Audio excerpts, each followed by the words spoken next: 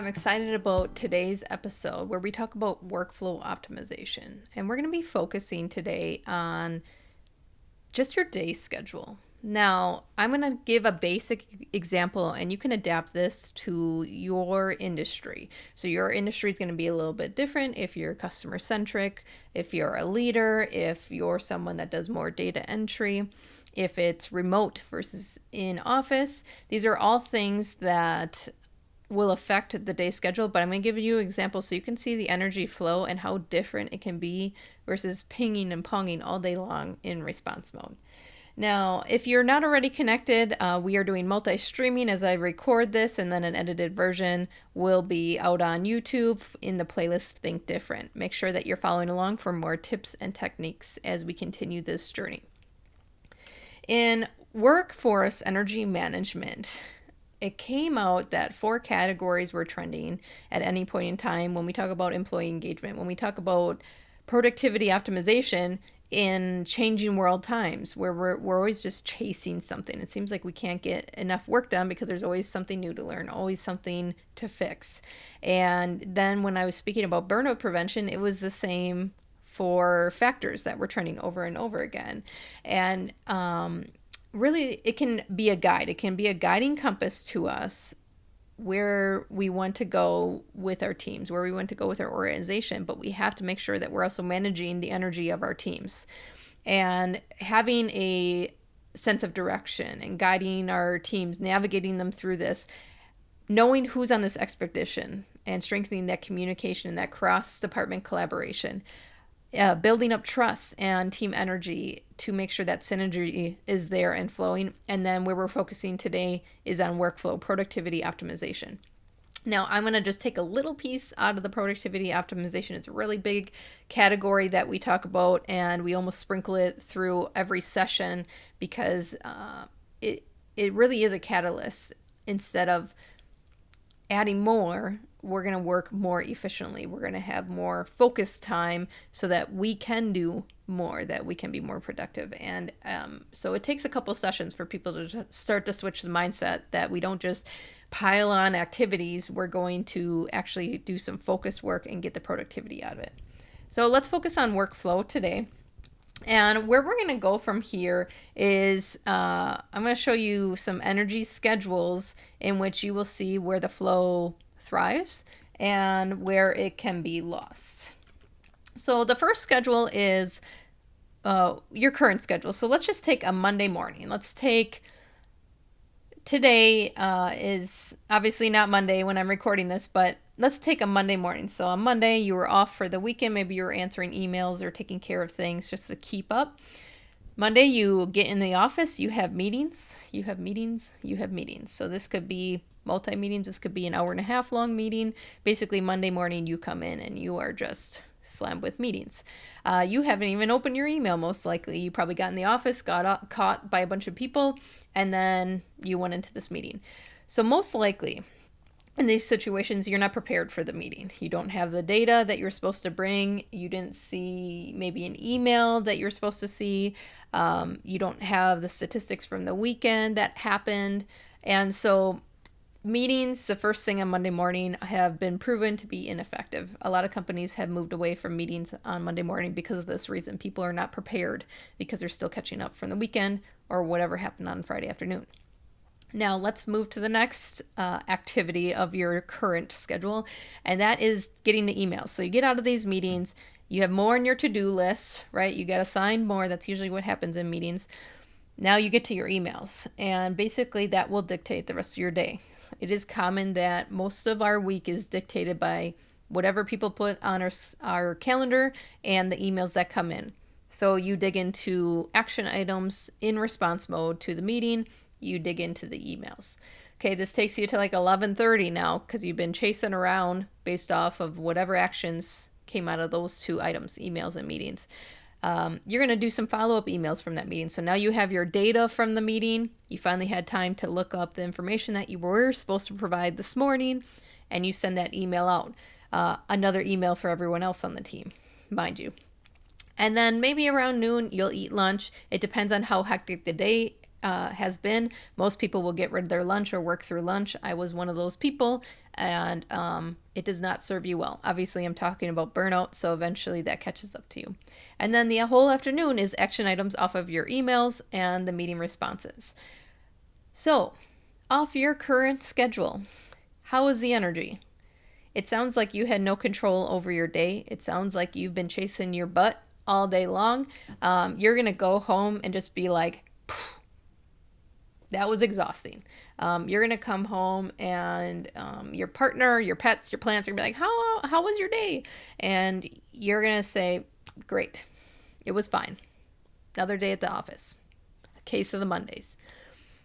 When we schedule our days in this response mode, when we schedule our days based on email and what other people are putting on our calendar, it can get exhausting. And the workforce energy management model is taking teams from this exhaustion back to excellence. And that means you have to take back control of your schedule. So let's look at an example where we do take back control of our schedule and the same factors are in play. So the same type of Monday team, the same type of schedule would kind of be there, but there's more of an energy flow because we're going to be optimizing productivity. So your new schedule, today's schedule, is blocking time. Monday morning you get in, it is block time. No one can take it. You do not schedule it. It is your protected time for an hour and a half to establish your priorities for the week, to work on an initiative that you've been working on. Maybe you're working on integration of software. Maybe you're working on automated data so that you don't have to pull stuff for the meeting. It's already present in a Teams channel or wherever your team communicates. It doesn't have to be another email. Maybe you don't even need the meeting eventually. Maybe you're prepping material for the meeting because there's certain topics on the agenda that you own. And then you're going to do a quick overview of your email. And I leave that for the last activity in your block time because that will distract you. The mind wants to do really easy things. It wants to pop off, cross it off the list, and it will choose those over the hard things in which the brain has to switch to think mode. You want to be in the think mode. First thing Monday morning because it's something in your control. It's something that you can knock off your list or create progress in versus setting yourself up in response mode to emails. Now, I do recommend checking emails before you go into meeting because there might be some things in there for the meeting. So give yourself some time for email browsing, but the things that don't matter right before the meeting, the things that aren't immediate needs, I would wait. So that's why I say browse, is you're going to kind of create a color code system, flag certain emails, figure out the way that you work well to organize it, but only the emails that need to be done before the meeting because of urgency or because they're part of the meeting need to be acted on. Everything else just sits. All right? You have to be okay with that. That is a struggle for me because my email box is basically my activities to do. So if it gets really long, I get kind of panicky. And so that was a hard lesson learned, but I started color coding and that helped me say immediate, urgent, do those now, versus like I can get to those in the next 24 hours and it would be fine. Or I had even a yellow, which means I'll respond to them saying, hey, I'm going to get that done or I'll get that back to you tomorrow. Today's kind of packed. So I still responded to the person, but no activity will happen till tomorrow. So 9:30, I step into my meeting. Guess what? The things that I own, I'm prepped for. Or this morning, I've worked on the automation that everyone has the data before they even get there. So 9:30 is my first meeting. And really, that's going to be my only meeting today. Because on Mondays, kind of setting the intent for the week, coming back from the weekend, there's going to be stuff to do.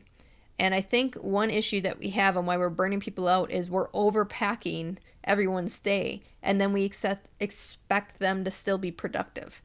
And you need time to actually work on things. You need time to actually work on initiatives. And so when you overpack the day with meetings or overpack and assume that you're not going to have emails to respond to, assume things are not going to happen that you're going to have to dig into and investigate, those assumptions are causing you pain. So assume that those things will happen. So 9:30 is my meeting, and then I get back to my desk at 11, and I'll do another browse of email. Is there any urgent things that need to be taken care of right away? Is there anything urgent that came right out of this meeting that they need like in the next hour or two? And that's the things that I will browse, recolor code, and then set my priorities if I need to again today, but I already have my priorities set in the morning. I will eat lunch. Say you dedicate an hour to lunch and you're really busy, maybe I only have a half hour lunch, but I want you to please take your lunch. It's the number one thing we get rid of. Like I said, I was a common offender. Actually, if I did take a lunch, I would go across the street to McDonald's. I would get a hot fudge sundae and some salty fries and dip those salty fries in the sundae. And I would just sit in the parking lot and eat that like a cigarette and just decompress. Now, that was a really bad decompression because my digestive system was failing. I was way overstressed, 7 years of chronic stress. My body was shutting down. It was the last thing I should have been doing is sitting in a parking lot eating fast food. What I should have been doing is maybe going for a walk and eating a sandwich or closing my door, turning off screens and eating, a smoothie or something like that. But please take your lunch. It is your reset. Get away from screens, breathe a little bit. Your brain and your body will thank you. 12:30, I sign back on.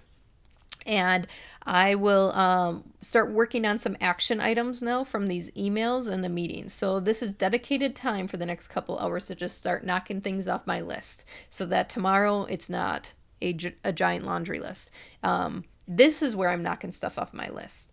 We do this packed in the morning, packed around meetings. And so we get this afternoon slump and we're wondering like what happened. I'll just have another coffee. I'm really tired. Well, it's because you gave all your energy away in the morning and you overpacked it. So we set intent and focus in the morning.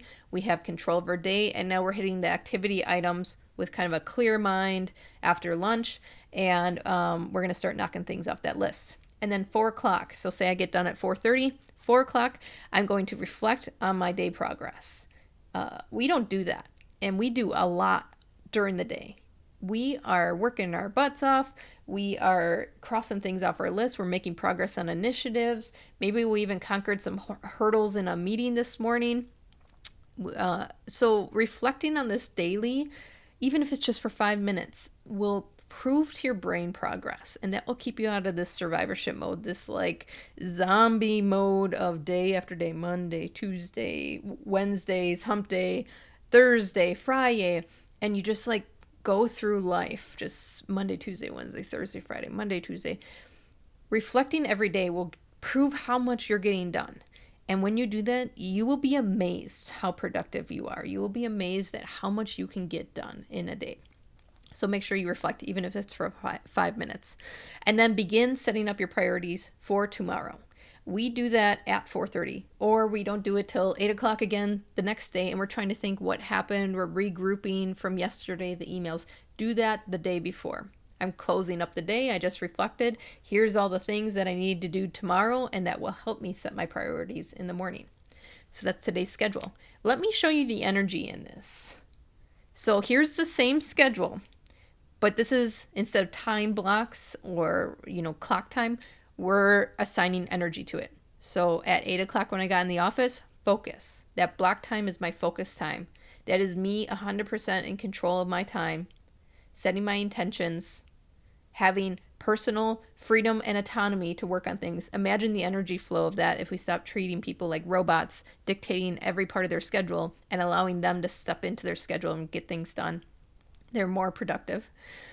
The next thing, the meeting, is communication. So this is a communication in which can't be communicated by automated systems. I want to clarify that. When I work with clients on productivity optimization, a lot of emails are sharing data and updates that don't need to be shared in a meeting. It could be done, again, in automated systems, intranets, visual boards, things like that. And again, that goes into software integration and how you're using technology. But a lot of meetings are communication of things that people already know or could know outside of this meeting. So let's not waste people's time. Make sure this communication is very intentional, based on an agenda of things that you can't share through these automated systems. Next thing is that browsing email, responding to immediate and urgent type of tasks is an activity. So more activities is not productivity. I want to rephrase that because that's the biggest hurdle that we overcome as we work through this workforce energy model. More activities is not productivity. Productivity means the end outcome is more valuable, better quality, or more in general. So the general outcome at the end. So that means you want to be focusing on the value of what you're working on. You want to be optimizing what you're working on, not just adding more activities. So the third one is activity. Lunch is our reset. And I want to say reset because that means we're not working through it. That means we're not scrolling on our phones. It is a reset because in the afternoon, we're going to hit activity again, knock things off our list, and then we end the day with focus. So do you see that there's only 6 energy flip-flops? And when you go between this one and where you're currently at, this one you have 0 control over. This one, everyone dictates what you do for the whole day and what you're going to be working on. The energy one, there's 6 things that are set with intent and you progress throughout the day. There's 6 things in which drive your energy with a reset in the middle so that when you go home and your partner, your plants, or your pets say, "How was your day?" You're like, "I got so much done today." Or I was able to work on an initiative that I've been, focused on for a couple months and we finally overcame that hurdle. Or hey, we were able to get rid of our second meeting of the day because our communication is really clear right away in the morning.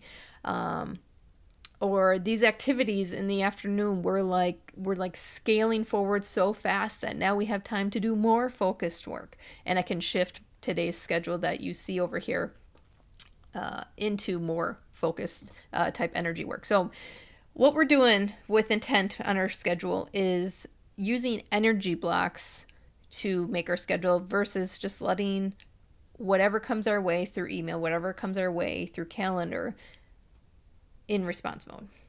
And this is going to help you move out of that survivorship mode. This is going to help you move from this exhaustion back to excellence. This is going to help you guide your team, guide the energy of your team, and that cross collaboration into a more energized state. In order to do that, in order to start working on productivity optimization, we need to begin to think outside the box. We need to think outside of the calendar. We need to think outside of all the activities that we keep adding more and more and more and think about optimization versus adding more. And in order to do that, in order to kind of move into this modern day workforce that's going to be in a very fast, ever-changing world, we're going to have to think different.